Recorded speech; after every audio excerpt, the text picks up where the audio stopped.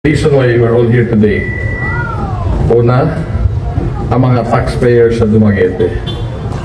Pag ang motivang mga taxpayers, hindi biya lalim ang 175 million ang kayang pangitaon. Basik ang inyong signage, 175 million mo ni. Actually, 174 million na may gito na ito. Pero ginumagan ako 1 million ang mga Madre. Ito na yung makagma 174 na po. Ito ba, tukiro na po mga environmentalist. So, sister, dawatan na rin 1 million more. Okay, mahimo na ng 174. Anyway, kidding aside. Okay, gawa sa mga taxpayers. Kantong mga naningkamot sa pagpangolekta o taxes. Kantong mga atong city treasurer's office, mga collectors, and the effort of also for city administrator to remind the taxpayers nga it's already deadline, bayad na mo. Okay? Kaya kining ato gibuhat, wala pa nang utang. Imagine that. This is something that I can be proud of my administration. Matiklop naman na atong third term, 5-6 months na lang, na wala ko'y gibilin nga utang sa para sa Dumaguete. Okay? And here we are, setting the record, no? Na usa ka public or LGU na provincial o nagpaka-iso pagpalit o private school, dapat balin na kaya naslako ng private sa public. Okay? Muna siya. Ikatulo, ang mga Madre sa mga Ursuline sisters who saw the light, meaning despite the other private entities nga gusto yun nga mo palit po dali kay private property ko ni. Private property ni. Kung sa 20,000 per square meter lang, dali na kayo ng paliton. And this lot, 3 lots ni, appeal na ni sa titulo. There are 3 titles now, which will total 18,900 plus square meters, or almost 400 million kung lote pa lang ang panagstoryahan. Kung pa'y labot ang inyong mga eskwelahan, may chapel, napalit dito'y convent, tagkan pa kayo sports facilities. Muabot sobra yung 500 million, di ko maaram na ito 175 million. And I can say that apil na ning milagro na ba? Kay dili ordinaryong dili, daghan kayong gusto galing una pa galing nato na mi-offer sa mga Madre kahimo nilang commercial. Pero tingali sa akong approach sa mga Madre nga nalukmay sila because we were the only offeror na ngayon mga sisters, among ipadayon na mo ang inyong mission to educate the poor sector of our society. Dito sila nalukmay. True enough, I have been to the Luzon o Central Office sa Ursuline. Dako sila dito, almost 4 hectares po ito. Wapo kayo sa San Pedro, Laguna. Wapo kayo lang facilities. Kunya nakita na ko na misugot sila sa city. Kaya we are just, continuing their mission. So, milagro ko ni, masalamat yun sa Diyos, na hindi ko na kung madrawing yun in all my life as which is short of a miracle. Kaya nalaman ka, taghan ng nakadungog na ka, ibaligya, pero di na yung okasyon na ko ngayon nga, so na yan dato. Di ay nga lowest bidder kuan pa yun, utang pa yun. O niya pag first installment gihatag na ng Yawi gipa-take over na ta dali maka na the trust and confidence. Grabe, dili na nimo in this day and age, dili usual ang trust and confidence to the administration. Well, I'm happy for you to know nga 2 days ago, ang titulo ng tanang dili, naana sa ngalan sa city government.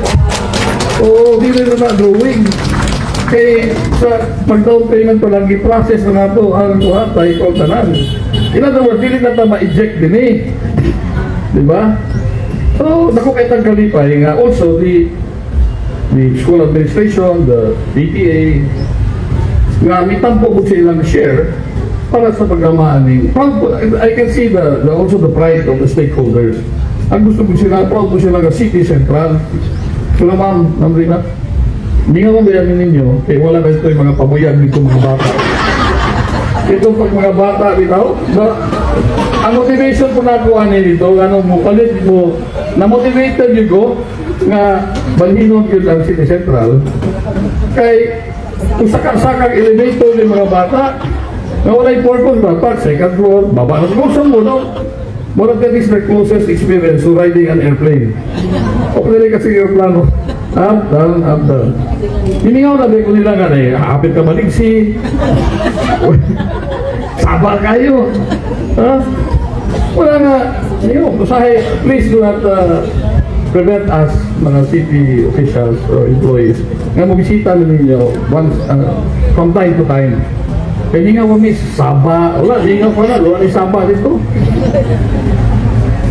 So, you know, makita nga, although, as we mentioned, from day one, daghang duda, daghang mga way mo bilhin. Nga, layo, doon tayo kalian, ha? Nagkaroon to solve that, in fact, even the administrators ng Bosco, kapasalamat ko, do you know why?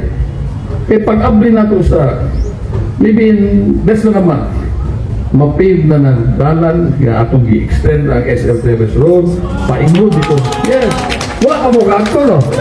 Ay, sos ko, giguba na na ito itong, gidonate na sa Don Bosco ang ilang naidalan ito na naigo nila, o katong ilang daycare center. We thank also Father Ran, ano, Giaw for this effort. Pakita nila, from a doubting Thomas before, kabalo mo sa history nila.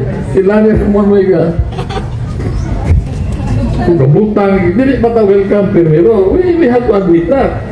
Pero sige, pasayo ko na lang na ito. Okay? There will always be doubts. Muna akong trademark sa akong administration. Wag ko yung proyekto na di ko dudahan, ngano, gitabo na ng Bolivar o mga sin, natin lang itago si Mayor Remolio.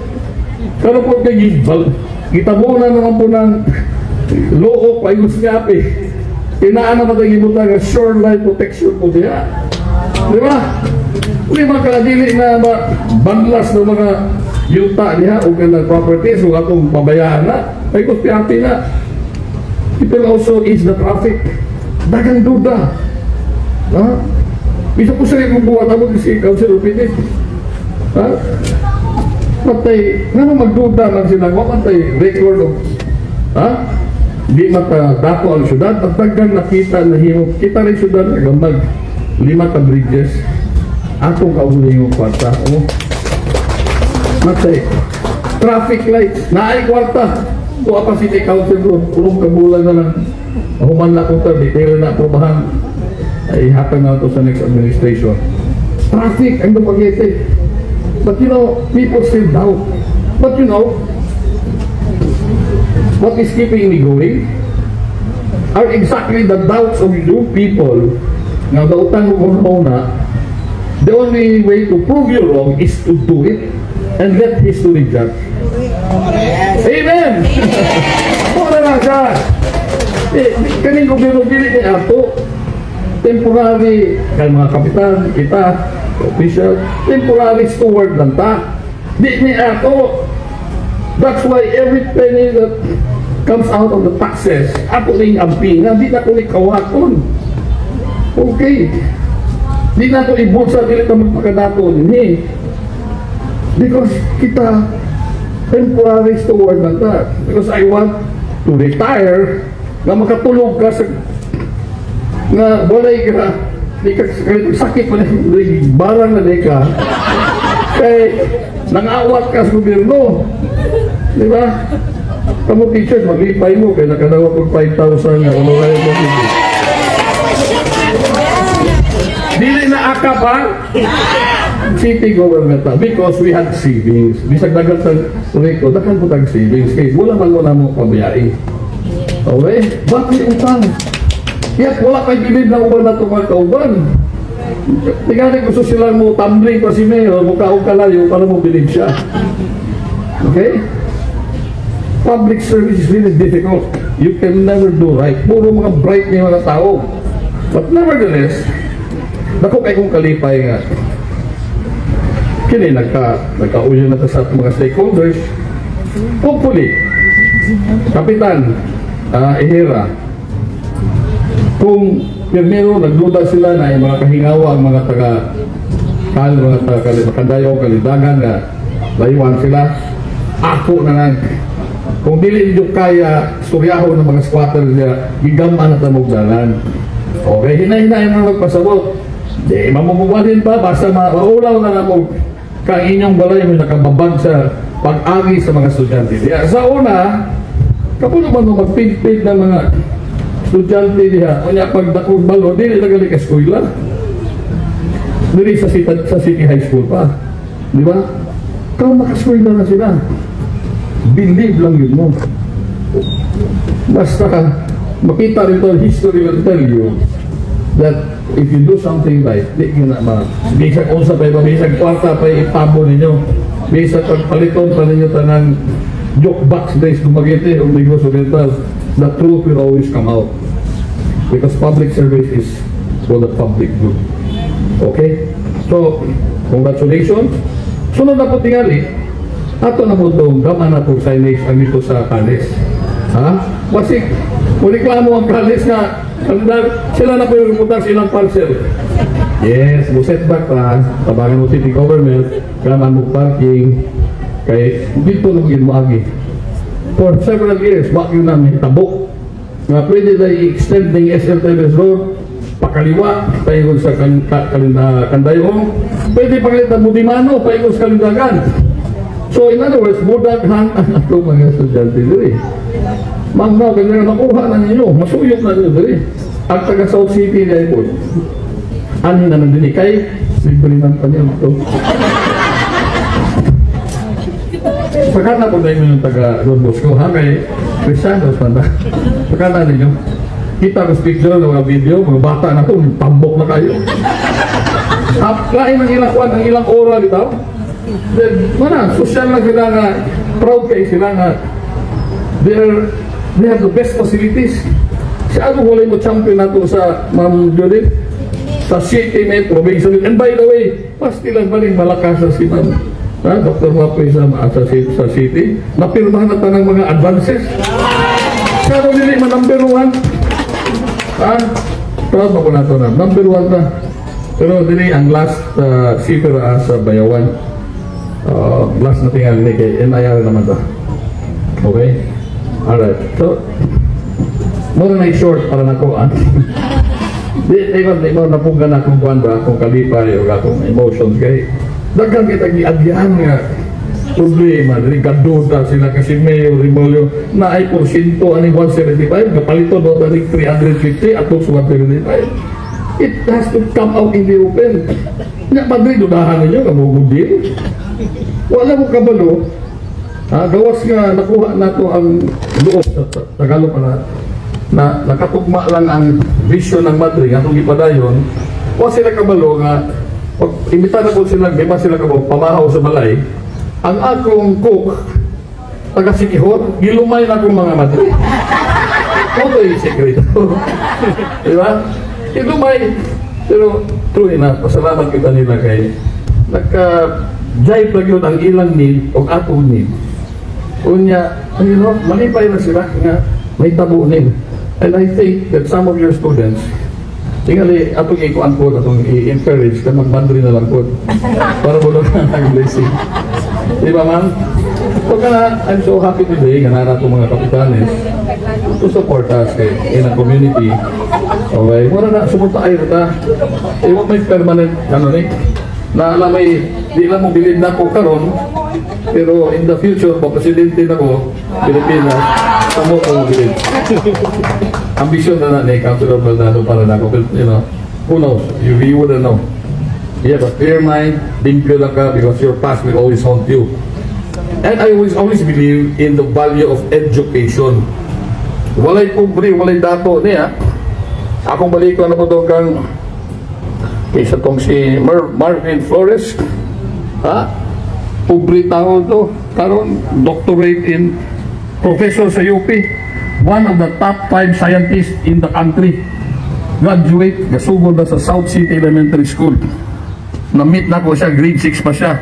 High school, valedictorian sa elementary, valedictorian sa Science Island, summa cum laude sa Siliman, Masters of Physics sa UP, Doctorate of Physics. Ay, mata, pobre na anak ko, pwede kang driver. Ha? Walay suga pa gani. Ipagayan na ako. Mayor, suga na ako. Suga may among gihatag niya. Diktador. It's not whether you're rich or poor. Ang motivation mo, I always believe in education. That's what like Dr. Jose Rizal told us, education. Pag tanapoy uban, nga may nakasarang dato na daan, may kasalig, kulang sa motivation, tingli makahuman og college. Tingli makahuman. And this is reality. Individual motivation. Your past will haunt you. Saludo ko sa atong pobre nga nahingkamot, itong kasarang kulang sa motivation, whatever reason, wala na ninood. Ang atong himo nga sumbanan, ato itudlo sa atong kabataan, nga kitong the likes of Marvin Flores and many others like him, atong isagwag sa atong nga dumagete nga, bisag pobre ka, dili itong uban in town.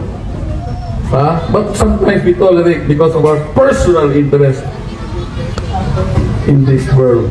Wala na. Kung kita magpadayon ng personal interest, kung sa inyo makuha sa akap, kung sa inyo makuha na, we will never succeed. Okay? We will group together. Atong ilista ng mga hinugaw ng pamaagi. Dawata ang ihatag. Dawata. Let's prove to them that it's not money after all. It's the community spirit. Just like this community spirit that will work. Okay? Kaya kung dili, you will need another 100 years for a stupid guy like me to run for public office and sacrifice for the people. Wala na may laing makita. Pag we will fail now, papatayin na mo for the next stupid guy to say nga, I can make the, I can be the, of change. Catalyst for change. Muna itong mark my words. Let's just pray to God na dunggon po ta. Kundi we will all suffer. If you love Dumaguete, you know what to do. It's not because everybody is doing it, then you do it. Ang Dumaguete, walay utang, naningkamo ta, atong wala tayo pork barrel, wala tayo intelligence fund. Daghang nakita kay wala bulsa na yung kwarta. That should be the standard that we should follow. Muna atong itulo sa atong mga, if that will be the result of this, the purchase or the acquisition of the school, that the community spirit, and it will cascade dito sa atong mga anak, malipay na ko na dili na yung isayok sa among pagpangandoy sa Dumaguete. Sayo naman i-retire ba? Dios here, dili na sa ganahan mo dagat kay wapog trabaho, ganahan mo masters, ganahan mga asawa, wapa may uyab. Pero kung saan naman, somebody has to make sure that pwede ba Dumaguete ba magpailan o ako ipadayon sa kay di pa wapa na kung nakuha tong luan. Not everybody is sold to the idea that there's no substitute for clean government. And it will cascade to the future of sa atong mga kabatanunan. And teachers have a very vital role, crucial role in making sure that this will happen. Kaya ko ang maestra, mapadala na po, o akap, o niya lain may ngalan may ipakuan, kay illegal, dili na, dapat not succeed because kabalo na ang Secretary of Education nga muna gibuhat dili sa uman. That should be stopped. The teachers should not sell their dignity for a measly 3,000 pesos. My God. Kaulaw. Ano ba ginusunod na? Mubito may naningkawat sa syudad na makahatag yung honorarium para lang di ko matintal. Sana yung pan, natintal na. Okay. Last na kayo di. I'm sorry but I'm very emotional because today is the day that can change the whole scenario sa education, sa politika, sa governance.